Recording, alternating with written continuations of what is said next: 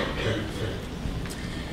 afternoon, everybody. It's an honor and a pleasure to be with you this afternoon in this great and timely panel on the Egyptian Uprising. Besides being a communication professor here at the University of Maryland, I'm also a very worried Egyptian citizen myself who has been, monitoring the news and calling my family every day to know what's going on there. I will start first, in the interest of time, with my main topic, which is the role of media in this uprising, and then if time allows, I'm going to give some of my own remarks as an Egyptian citizen, not an expert, on the uprising and what implications it could possibly have on Egyptians and on the US and other political players in the region. But let me start first with the role of the media. One of the main catalysts for political change in this political uprising in Egypt has been the changing media landscape that has been transforming itself in the Arab and Muslim world. It is no secret that there has been two phases that can be distinguished from each other. Before 1990, the Arab media have been mostly monolithic, uniform, governed by totalitarian and authoritarian regimes, and they mainly voiced the government's concerns. So whenever you watch the news bulletin, it was always the president meeting someone, greeting someone, saying goodbye to someone. That was always the main theme on most of the news bulletins, if not all of them.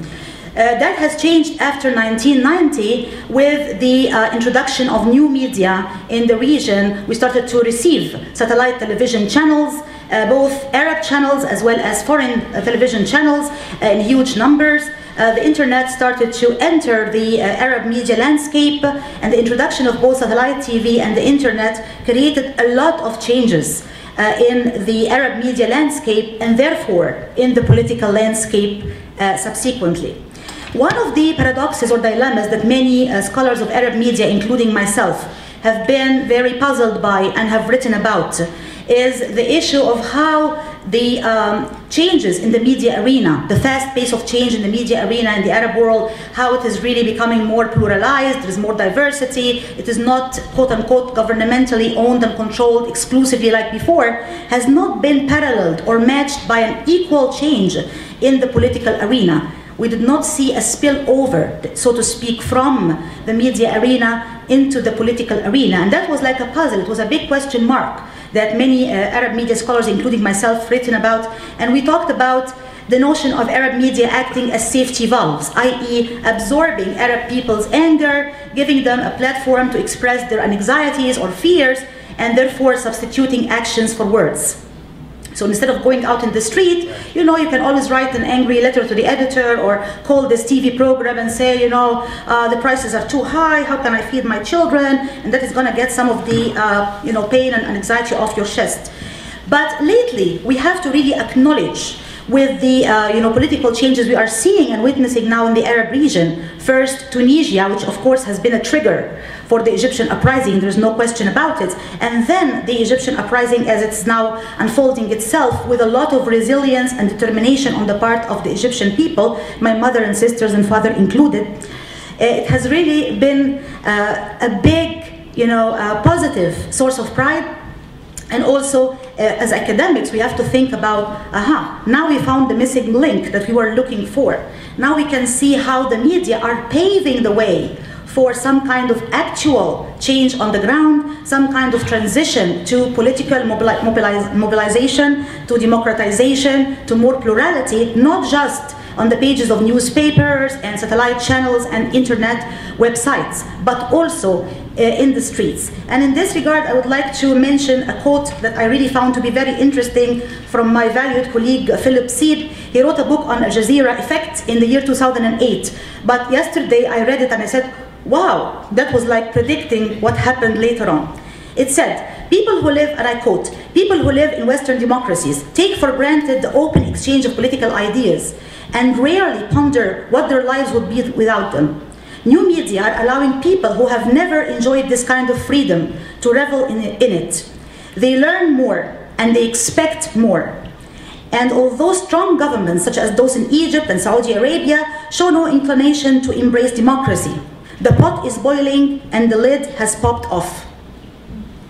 So I really could not find a better way to explain what has been going on here. Definitely, The pot has been boiling for many years. I know that for sure as an Egyptian. Egyptians have been suffering from corruption, from lack of political representation, lack of democracy. 40% of Egyptians are living under the international poverty line, and the list can go on and on forever.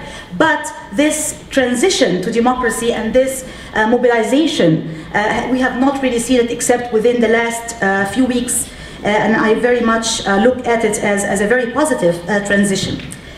I would like to talk about two different types of media strategies that were used during this uprising. One of them is the media communication strategy, and the other one is the people's communication strategy. And I would like to compare the failures of the first one with the successes of the second one.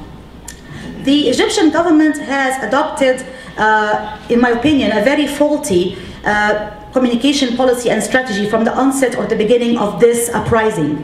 It acted with the mentality of the 50s and the 60s and kind of blocked off all kinds of communication from the people. The cell phones were cut for a few days. The internet was completely blocked for a whole week.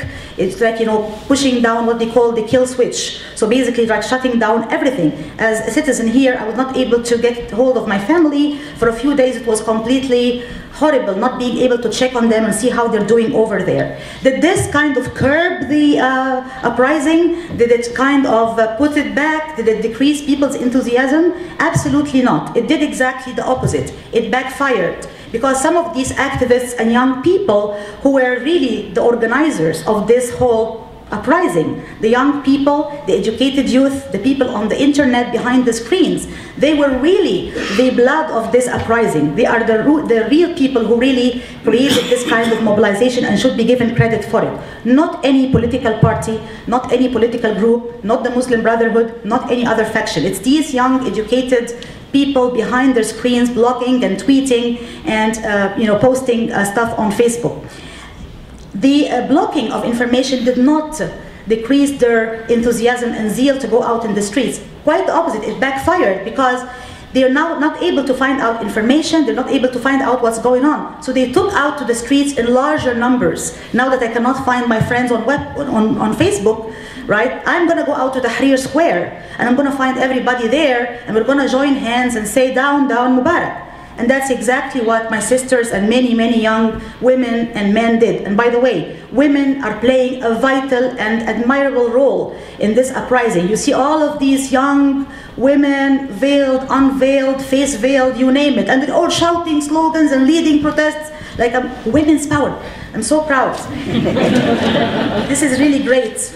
And also part of the government's failure, of course, is that it combined suppression of protesters and demonstrators out there in the streets of Cairo, sometimes to a level of brutality that is really very objectionable. More than 300 people have been killed, thousands have been injured, 500 have been missing.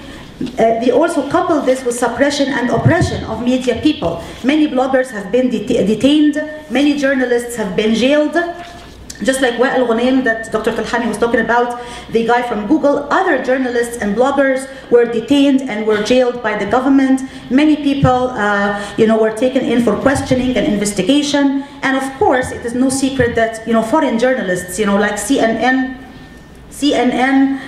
correspondent Anderson Cooper and other very famous and big names in the field of media reporting. Even Western journalists, reporters have been cracked down on and have been hit and hassled on the streets of Cairo. The offices of Al Jazeera channel has been closed down. The director of the office of Al Jazeera has been detained. And why is that the case? Because Al Jazeera has been the major, in this particular uprising, rival of the Egyptian government. It has been devoting 24-hour coverage of what's going on in the ground in Egypt, and I've been following it as my prime source of news, finding out what's going on there in Tahrir Square. So you got these very interesting, completely contradictory pictures. If you turn to the Al Jazeera and then to Egyptian national TV, on Al Jazeera you see people being hit with rocks in their face and injured and bleeding and shouting, and then you go to Egyptian TV and you see the Nile, beautiful picture of the Nile, you think you're in Switzerland. Everything is so calm, beautiful, I'm like, well, nothing is going on there, everything is beautiful. So this, kind of really effort on part of the government to kind of block any kind of information, block any kind of real pictures of what's going on in the ground, was deliberately meant to kind of curb the uprising. The shift that happened lately by opening up more room for freedom in Egyptian media, allowing some opponents to appear sometimes on TV, although I don't know how manipulated or orchestrated this might be. I have my doubts about it, trying to give more space in the media or in newspapers or television for some opponents to speak, and for the first time showing Tahrir Square in Egyptian TV channels, which was like, wow, Tahrir Square is here. So that was really a shift in the policy of the media. I think it was a result of international pressure, because it's no secret that, for example, Secretary of State Hillary Clinton said, violence is not gonna quiet these grievances. And indeed it will not. It will make it even worse. When you use violence and repression, people will go out more in the street, and they're going to demonstrate, and they're going to ask for the rights, and they will do it very vigorously. And Egyptians have been showing that, and I hope they will continue to show that. I'm a revolutionary. Okay, so so basically, this has been a complete failure on the part of the government. On the other hand, we have seen these young people on Facebook and Twitter, very innovative, very creative. Even when the internet was completely down, they were able to find innovative and creative ways to send their messages out. They used their cell phones, they sent the cell phones, the documentaries, the movies that they were doing of different, issues like, shooting of people, killing of civilians, injuries, all of that stuff has been sent out through the cell phones. There was a service called Speak to Tweet, which means that you can call a number and you can just send a voice message to Twitter, and Twitter is going to show you this message is going to be on Twitter. So they used very innovative and creative means. They cannot find Al Jazeera on Nilesat, because Nilesat will not carry Al Jazeera. They go to Hotbird. So they've been doing everything they can to get around all of these media, blockages and suppressions of the media by the Egyptian government. So they've been fighting with a lot of resilience. So I will not be able to talk about the implications except in the questions and answers. But very briefly, just let me tell you as a last word, the multiple roles that new media have really played in this whole process. I think that it was the main catalyst. I would even go as far as saying that it could be described as a Facebook revolution or a Facebook uprising. That's where it started. But of course, there's no way that Facebook or any type of new media alone can create change on the ground unless people go out in the streets, and they did. We can say the new media were #1 catalysts for change by paving the way for this political transition in Egypt.